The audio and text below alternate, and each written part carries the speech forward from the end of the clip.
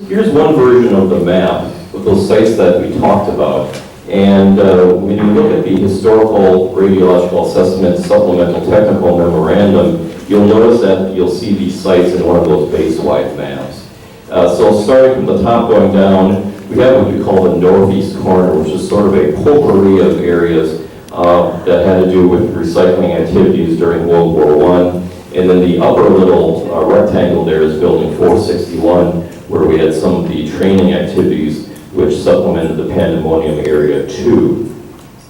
Site 24 was unique. That was the site of our first free release for one of the buildings there, but we still had building 342, which we felt we needed to go back and investigate as well.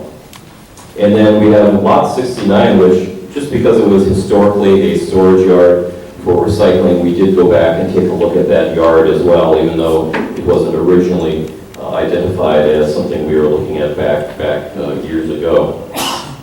And then again, you have Site 30 and the related areas. Again, this is one of those other World War II recycling areas, which we were going back to take a look at to see if there was anything there from those historical efforts.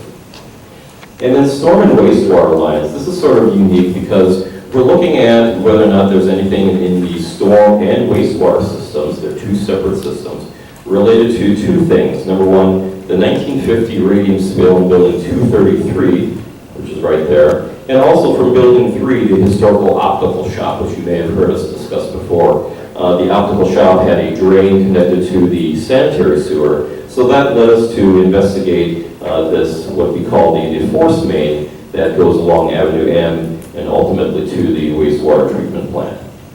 So the good news here just is that most of these areas, for the most part, there's nothing found, but we'll get into a little better detail for each of those in the individual reports.